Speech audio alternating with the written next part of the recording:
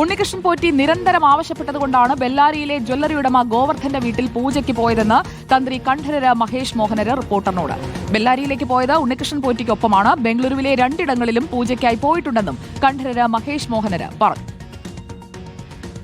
കുറെ നാളായിട്ട് ഇങ്ങനെ വിളിച്ച് കുറെ അങ്ങോട്ടും ഇങ്ങോട്ടും ഡേറ്റ് മാറ്റി അവസാനം ഒരു കുറച്ച് ഇവിടെ ഫ്രീ ഉള്ള സമയത്ത് ഞാൻ പോയിരുന്നു. ബെല്ലാരി മാത്രമല്ല, ബാംഗ്ലൂർ എനിക്ക് തോന്നുന്നു രണ്ടോ മൂന്നോ സ്ഥലത്ത് ഇങ്ങനെ പൂജ. അതിനുശേഷം ബെല്ലാരിയില് ഒരു ജ്വല്ലറിയുടെ ഉടമസ്ഥന്റെ അവിടെ ഗോവർദ്ധൻ എന്ന് പറഞ്ഞിട്ട്, അത് ഇദ്ദേഹത്തിന്റെ അടുത്ത സുഹൃത്താന്ന് പറഞ്ഞു. അപ്പൊ എന്നോട് ആദ്യം പറഞ്ഞത് ഒരു 2-3 സ്ഥലത്ത് ഇതുപോലെ ഇദ്ദേഹത്തിന് വളരെ അടുത്ത 2-3 ആൾക്കാരുടെ ഇവിടെ പൂജയ്ക്ക് പോകണമെന്ന് പറഞ്ഞു. ഡേറ്റ് ആദ്യം ശരിയായില്ല.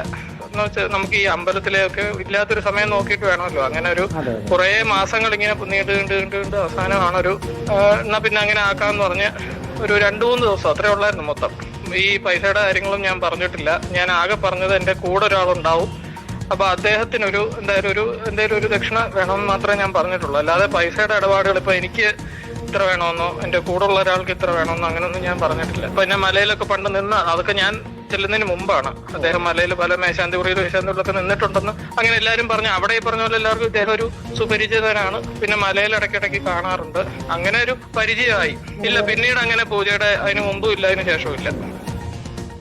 അതാണ് തന്ത്രി പറയുന്നത്. പക്ഷേ അയ്യന്റെ മോഷ്ടിച്ച സ്വർണം ഉരുക്കിയ അല്ലെങ്കിൽ നാണയമാക്കി അത് പിന്നീട് സ്വർണ്ണക്കട്ടിയാക്കി മാറ്റിയ ഇടത്താണ് പോയി പൂജ ചെയ്തതെന്നുള്ളത് തന്ത്രി അറിഞ്ഞില്ലേ എന്ന ചോദ്യം അവിടെ നിൽക്കുകയാണ്. എല്ലാവരും കുറെ കാര്യങ്ങളൊക്കെ പറയാതെ നിൽക്കുന്നുണ്ട്. അതൊക്കെ SIT പറയിപ്പിക്കുമോ, കോടതി അതിൽ വീണ്ടും ഇടപെടുമോ, അത് നമുക്ക് കാത്തിരുന്ന് കാണാം.